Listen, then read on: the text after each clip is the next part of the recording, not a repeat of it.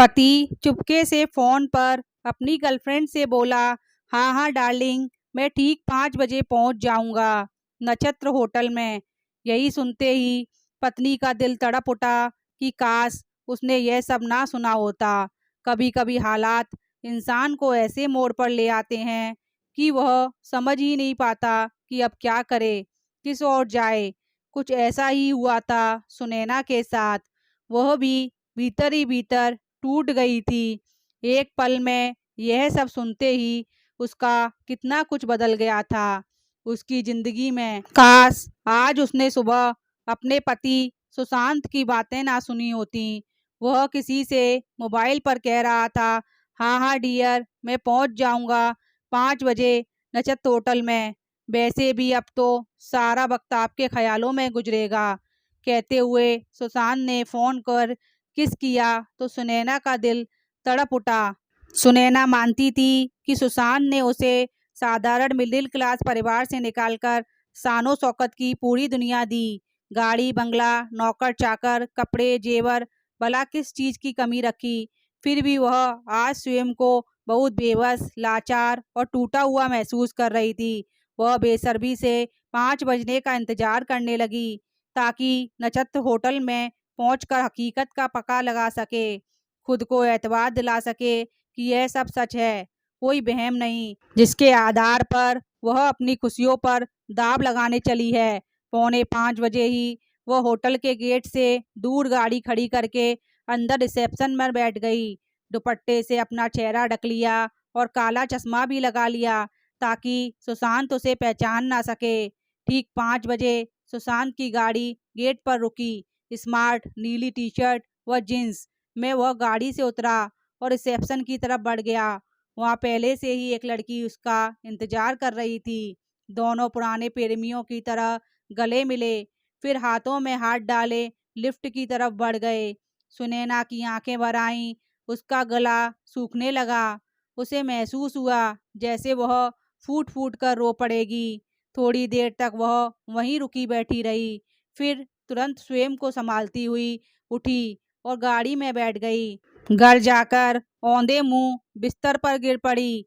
बहुत देर तक रोती रही, सोचती रही कि किस मोड़ पर उससे क्या गलती हो गई जो सुशांत ने यह बेवफाई करनी पड़ी। वह स्वस्थ है, खूबसूरत है, अपने साथ साथ सुशांत का भी पूरा ख्याल रखती है, इतना प्यार करती है उसे। फिर सुशांत ने ऐसा क्यों किया? फिर सुनैना ने स्वयं को संभालने और दिल की बातें करने के लिए अपनी सहेली सुप्रिया को फोन लगाया, जो उसकी सबसे प्रिय सहेली थी। उससे वह हर बात शेयर करती। सुनैना की आवाज में झलकते दुख व कपन को एक पल में ही सुप्रिया ने महसूस कर लिया। फिर घबराते हुए बोली, सुनैना सब ठीक तो है? परेशान क्यों लग रही है? सुनैना ने रूधे गले से उसे सारी बातें बताईं तो सुप्रिया ने ठंडी सांस लेते हुए बोली, हिम्मत ना हार, मैं जानती हूँ जिंदगी हमें कई दफा ऐसी स्थितियों में ले आती है जहां हम दूसरों पर क्या खुद पर भी विश्वास खो बैठते हैं। तू नहीं जानती, मैं खुद इससे डरती हूँ कि कहीं मेरी जिंदगी में कोई भी ऐसा शख्स ना आ जाए जिसके लिए प्रेम की कोई कीमत ना हो। मैं घबराती हूँ ठगे जाने से, प्यार में कहीं पछतावा हाथ ना लगे। शायद इसलिए अपने काम के प्रति ही समर्पित रहती हूँ। शायद तू ठीक कह रही है। सुनैना ने सुप्रिया से पूछा, मगर मैं क्या करूं अब? मैंने तो अपनी जिंदगी सुशांत के नाम कर चुकी हूं। सुप्रिया ने कहा, सुनैना ऐसा सिर्फ तेरे साथ नहीं हुआ है। सुनैना तुझे याद है ना, स्कूल में हमारे साथ पढ़ने वाली नेहा? सुनैना बोली, कौन? वह जिसकी माँ हमारे स्कूल में क्लर्क थी। सुप्रिया ने जवाब दिया, हाँ हाँ वही। अब वह भी किसी स्कूल में छोटी मोटी नौकरी करने लगी है। मुझसे अटैच हो गई है नेहा। पास ही में उसका घर है। अपने बारे में सब कुछ बताती रहती है। उसने लव मैरिज की थी पर उसके साथ भी यही हुआ। उफ, फिर तो वह परेशान होगी, तेरे पास आकर रो रही होगी, अंदर ही अंदर घुट रही होगी जैसे मैं। सुप्रिया बोली, नहीं नहीं नेहा ऐसा कुछ नहीं कर रही है। नेहा का रिएक्शन बहुत अलग रहा। उसने उसी वक्त खुलकर अपने पति से जली कटी सुनाकर अपनी भड़ास निकाली। फिर अल्टीमेटम भी दे दिया, यदि उसने ऐसा आइंदा किया तो वह घर में एक पल के लिए भी नहीं रुकेगी। बुझे स्वर में सुनैना ने कहा, उसने ठीक किया, मगर मैं ऐसा नहीं कर सकती। समझ नहीं आ रहा कि मैं क्या करूं। सुप्रिया इस बात पर बोली, हाँ, तुझे अभी समझ नहीं आ रहा होगा यार, कभी कभी ऐसा होता है जब दिमाग कुछ कहता है और दिल को कुछ समझ नहीं आता है कि क्या किया जाए। बहुत असमंजस की स्थिति होती है, खासकर जब धोखे देने वाला वही हो जिसे आप सबसे ज़्यादा प्यार करते हो। मेरी बात मान, अभी तू आराम कर, सुबह ठंडे दिमाग से सोचना। और वैसे भी छोटी छोटी बातों पर परेशान होना उचित नहीं है। इस बात पर प्रिया बोली, ये कोई छोटी बात नहीं है सुप्रिया, मेरी पूरी जिंदगी का सवाल है। फिर भी चल, मैं फ़ोन रखती हूँ, कहकर सुनैना ने फ़ोन रख दिया और कमरे में आकर सोने का प्रयास करने लगी। मगर मन लौट लौट कर उसी लम्हे को याद करने लगता जब दिल को गहरी चोट लगी थी। और फिर यह पहली दफ़ा नहीं था जब सुशांत ने उसका दिल तोड़ा हो। इससे पहले भी रीवा के साथ सुशांत का बेहद करीबी रिश्ता होने का सुनैना को एहसास हुआ था, मगर तब उसके पति सुशांत ने सुनैना से यह कहकर माफ़ी मांग ली थी कि रीवा उसकी बहुत पुरानी दोस्त है और उससे एक तरफा प्यार करती है। वह उसका दिल नहीं तोड़ना चाहता। लेकिन उस समय सुनैना यह सुनकर खामोश रह गई कि सुशांत की तरफ से रीवा के लिए कुछ नहीं है। आखिर उसने भी तो सुशांत से मोहब्बत की है, आखिर वह उसका पति है। वह बात अलग है वह बात अलग है कि सुशांत की संपन्नता के आगे वो स्वयं को कम महसूस करती है। देर रात जब सुशांत लौटा तो हमेशा की तरह बहुत ही सामान्य व्यवहार कर रहा था। उसका यह रुख देखकर सुनैना के दिल में कांटे की तरह कुछ चुभा, मगर वह कुछ बोली नहीं। कहती भी क्या, जिंदगी तो स्वयं ही उसके साथ खेल रही थी। पिछले साल उसे पता चला था कि सुशांत ड्रग्स एडिक्ट है, मगर तब उसे इतना दुख नहीं हुआ जितना आज हुआ। उस समय विश्वास टूटा था और आज तो दिल ही टूट गया। आज होटल वाली बात को 2 माह गुजर चुके थे, मगर स्थितियां वैसी ही थी। सुनैना खामोशी से सुशांत की हरकतों पर नजर रख रही थी। सुशांत पहले की तरह अपनी दुनिया में मग्न था। कई दफा सुनैना ने उसे रंगे हाथों पकड़ा भी, मगर वह पूरी तरह बेशर्म हो चुका था। उसकी एक नहीं, दो नहीं, बल्कि 3-3 महिलाओं से दोस्ती थी। सुनैना अंदर ही अंदर इस गम में घुटती जा रही थी। एक दिन सुनैना ने अपनी माँ से फ़ोन पर इस बारे में बात करनी चाहिए, तो माँ ने पहले ही उसे रोक दिया कि वे अपने रईस दामाद के खिलाफ कुछ भी सुनने को तैयार नहीं है। उल्टा उसे ही समझाने लगी, इतनी छोटी छोटी बातों पर घर तोड़ने की बात सोचते भी नहीं हैं। इस वजह से सुनैना को लगा कि मायके में भी उसका कोई साथ देने वाला नहीं है। सुनैना कभी कभी यह सोचकर परेशान होती कि आगे क्या करे। क्या सुशांत को तलाक देने या घर छोड़ने की धमकी देना उचित रहेगा? मगर वो ऐसा करे तो किस आधार पर? ये सारा ऐशो आराम छोड़कर वह कहाँ जाएगी? माँ के 2 बेडरूम के छोटे से घर में उसने ज़्यादा पढ़ाई भी नहीं की थी जो अच्छी नौकरी हासिल कर सके, चैन से दिन गुजार सके। भाई भाभी का चेहरा वैसे ही हमेशा बना रहता था, तो क्या करे, दूसरी शादी कर ले। मगर कौन कह सकता है कि दूसरा पति भी उसके हिसाब से ही मिलेगा।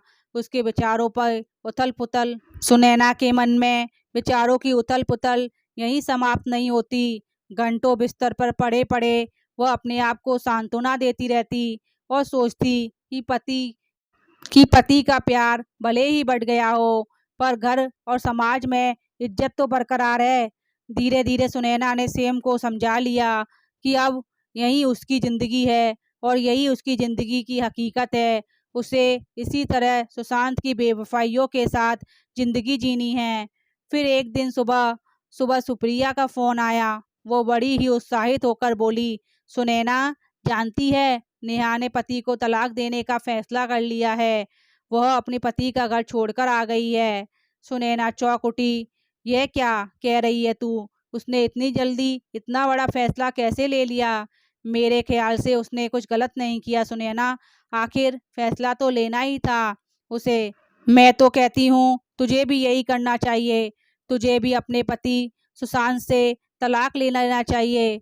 सुनैना ने कहा, हूँ कहते हुए रिसीवर रख दिया और सोच में पड़ गई। दिन भर बेचैन रही, रात भर करवटें बदलती रही। दिल में लगातार विचारों का भंवर चलता रहा। आखिर सुबह वह एक फैसले के साथ उठी और स्वयं से ही बोल पड़ी कि ठीक है, मैं भी नेहा की तरह कठोर कदम उठाऊंगी। मैं भी अपनी ज़िंदगी का निर्णय लूंगी। तभी सुशांत को पता चलेगा कि उसने मेरा दिल दुखाकर अच्छा नहीं किया। बहुत प्यार करती थी मैं उसे, लेकिन उसने मुझे बेवफाई दिखाई, मगर वह मेरी कद्र नहीं कर सका। फिर सब कुछ छोड़कर वह बिना कुछ बताए घर से निकल पड़ी। वह नहीं जानती थी कि सुशांत फिर से उससे माफ़ी मांगे और वह कमज़ोर पड़ जाए। ना ही वह अब सुशांत की बेवफाई के साथ जीना चाहती थी, ना ही अपना दर्द दिल में छुपाकर जिंदगी जीना चाहती थी।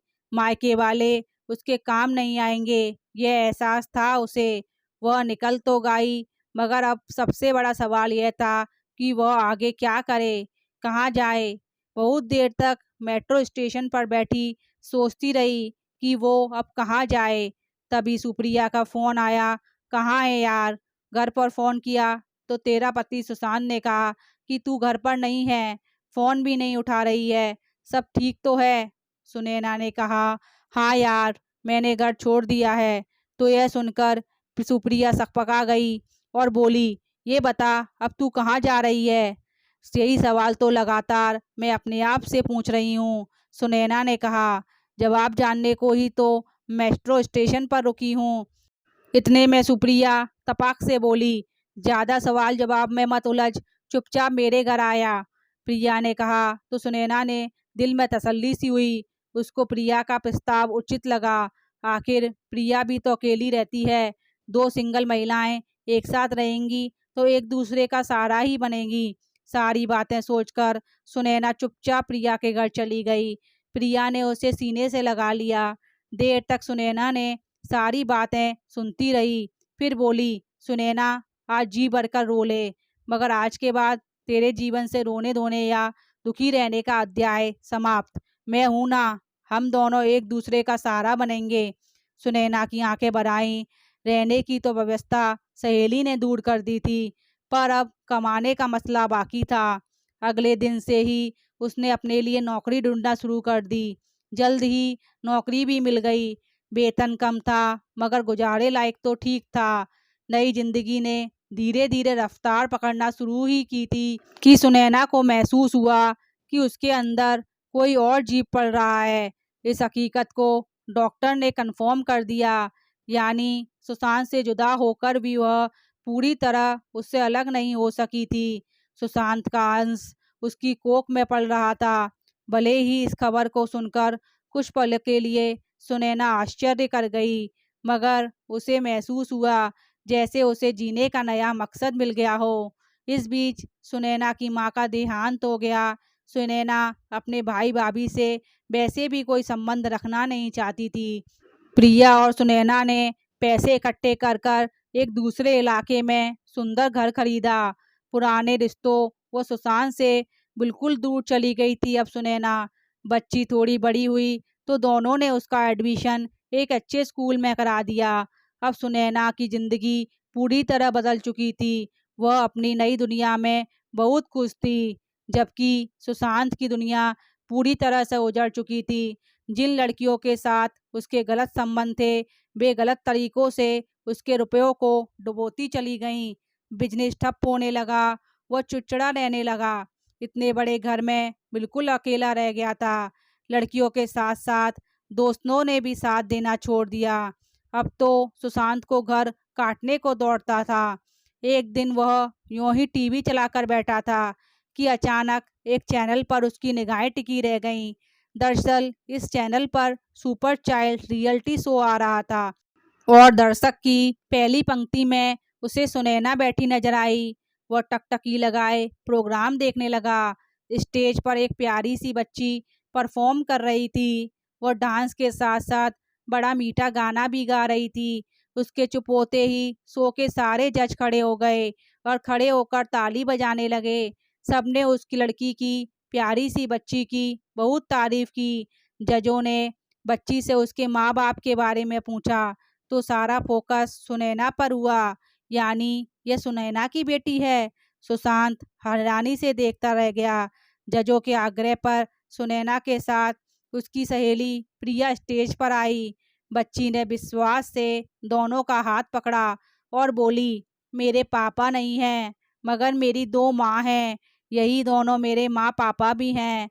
सिंगल मदर और सुपर चाइल्ड की उपलब्धि पर सारे दर्शक तालियां बजा रहे थे। इधर सुशांत अपने ही सवालों में घिरा था कि क्या यह मेरी बच्ची है या किसी और की। नहीं, मेरी है। तभी तो इसने कहा कि पापा नहीं है, लेकिन मेरी दो दो माँ हैं। अब पर पूछे किससे, कैसे पता चले कि सुनैना कहाँ रहती है। अपनी बच्ची को गोद में लेकर वह प्यार करना चाहता था, मगर यह मुमकिन नहीं था। बच्ची उसकी पहुंच से बहुत दूर थी। वह बस उसे देख सकता था, मगर उसके पास कोई चॉइस नहीं थी। सुशांत तो ऐसा बेचारा बाप था जो अपने अरमानों के साथ केवल सिसक सकता था। सुनैना बड़े गर्व से बेटी को सीने से लगाए रो रही थी और सुशांत हसरत भरी निगाहों से सुनैना को देख रहा था। तो दोस्तों, आज की कहानी आपको कैसी लगी? पसंद आई तो चैनल को लाइक, सब्सक्राइब और शेयर जरूर करें। धन्यवाद।